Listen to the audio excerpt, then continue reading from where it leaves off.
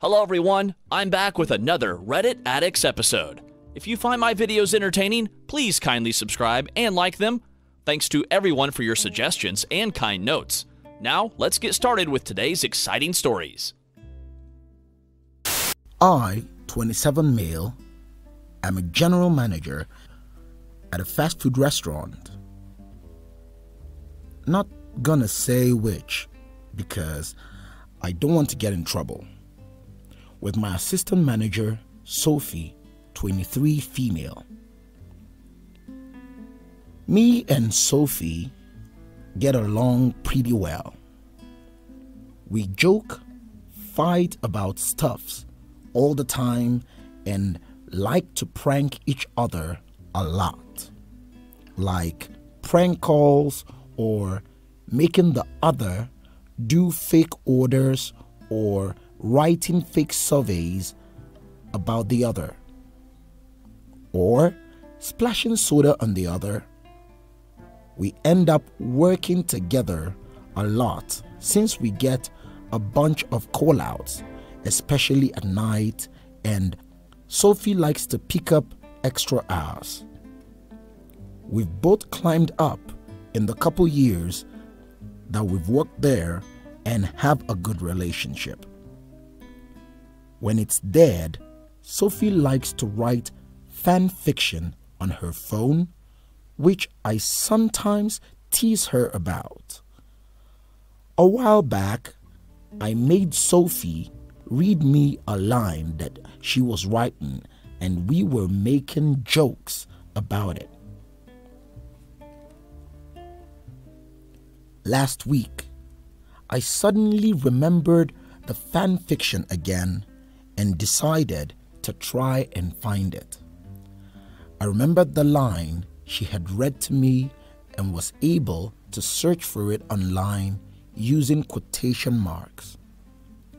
I'm not gonna say which show it's from because I don't want anyone to find it, but it was shocking to read.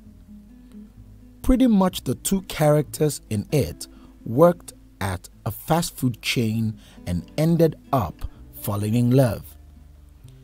It got pretty graphic at some parts too.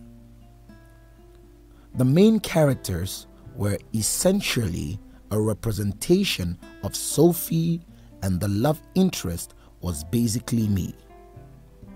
I mean, right down to copying conversations that we've had at work. He even had a wife that he was cheating on to be with her. I'm married, but I would never do such a thing.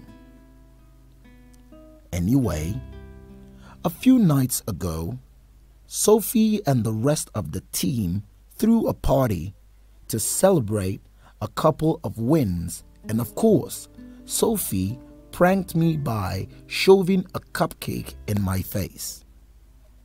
So I remembered what I read. I thought it would be a good prank, so I pulled up the fan fiction on my phone and started to read it.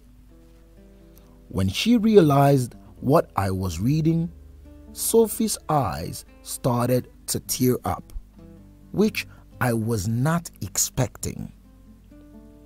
The rest of the team was joking around with her, but she ran out of the party. Now, she's not showing up to her shifts or answering my calls or texts. It's weird that Sophie's acting like this, since she usually loves pranks and stuff. So now I'm wondering if I took it too far. But I also feel like she shouldn't be writing those things about me and her too. AITA update. AITA for reading my co-workers' fan fiction in front of everyone at work. Thank you everyone for reading and giving your honest feedback.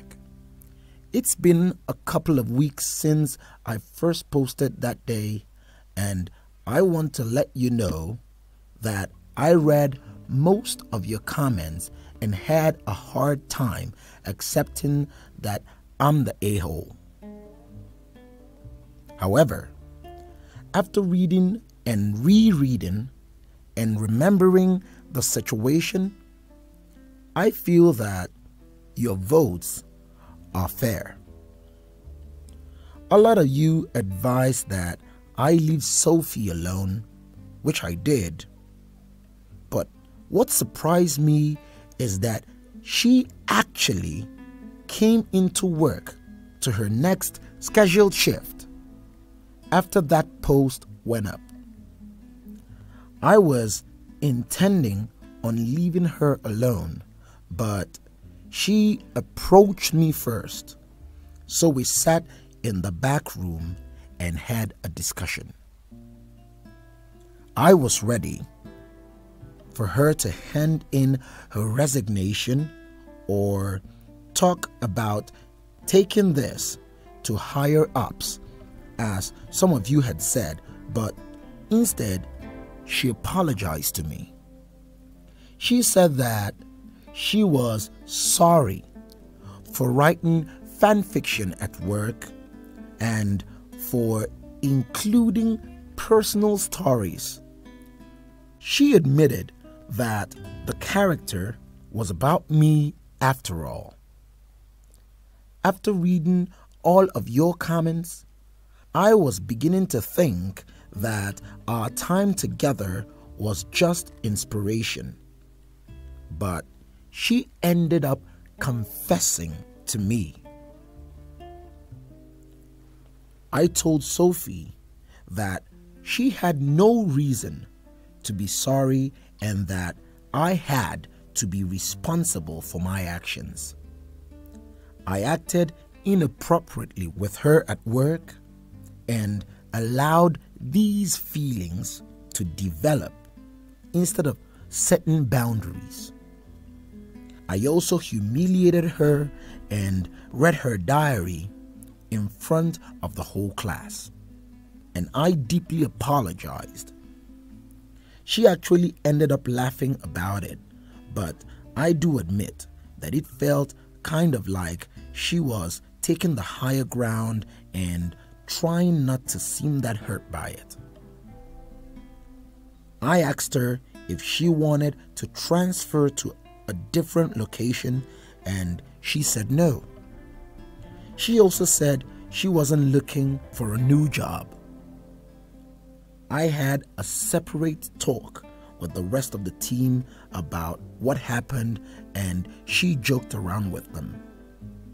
Sophie's maturity taught me a lot about myself and things I need to work on. So, that's what I've been doing. She and the rest of the team still like to do pranks, but I stay out of it now. As a manager, I've got to be in control and focus on the success of the restaurant. Sophie and I are on good terms again, but we've established clear boundaries, and it seems that she's starting to move on. Thank you all again for helping me realize that I'm the a-hole.